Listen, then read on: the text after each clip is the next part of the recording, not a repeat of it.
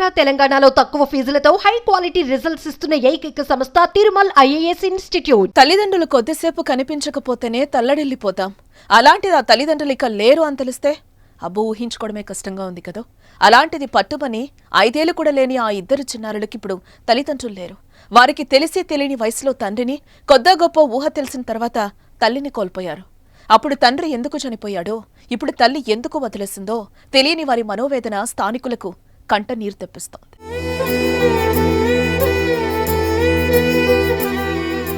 కరీంనగర్ జిల్లా మానకొండూరుకు చెందిన ప్రహర్ష 7 ఏళ్ల కిందట పవన్ కళ్యాణ్ అనే యువకుణ్ణి ప్రేమించి పెళ్లి చేసుకుంది. ఇరు కుటుంబాలు అంగీకరించడంతో సంతోషంగానే సాగిపోయింది వీరి సంసారం.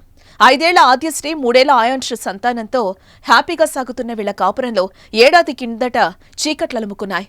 పేదరికం కారణంగా ఆర్థిక సమస్యలు తలెత్తాయి. దీంతో మనోధైర్యం కోల్పోయిన పవన్ కళ్యాణ్ క్షణికావేశంలో ఆత్మహత్యకు పాల్పడ్డాడు.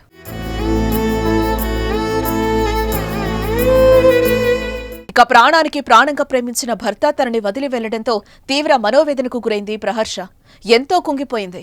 అయితే తన పిల్లల కోసం ధైర్యాన్ని కూడా తీసుకుని కుటుంబాన్ని పోషించేందుకు నడుం బిగించింది. ఈ తరుణంలో మానకొండూరులోని ఓ ట్రాక్టర్ షోరూంలో పనికి చేరింది. పిల్లలు మంచిగా చదివిస్తోంది. రోజు పిల్లల్ని స్కూల్లో దించి డ్యూటీకెళ్లేది. ఇలా వారి జీవితం కుదురుకున్న ఒంటెద్దు సంసారంలా సంతోషంగా సాగింది.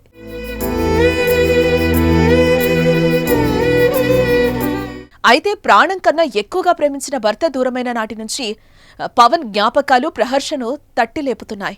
పిల్లల కోసం బతుకుతుందే తప్ప మది నిండా భర్త జ్ఞాపకాలే వెంటాడసాగాయి. భర్త మధుర స్మృతుల నుంచి బయటకు రాలేకపోయింది. రోజురోజుకి భర్త మరణం ఆమెను మరింతగా కుంగతీసింది. అప్పటి వరకు పిల్లల కోసం ధైర్యంగా ఉన్న ప్రహర్ష ఒక్కసారిగా మనోధైర్యాన్ని కోల్పోయింది.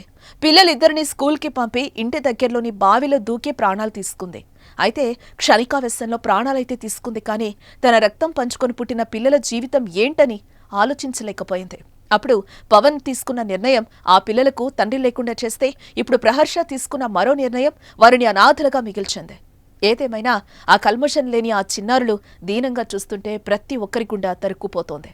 ఇలాంటి కష్టం మరెవరికీ రావద్దంటూ కన్నీళ్లు పెట్టుకుంటున్నారు స్థానికులు.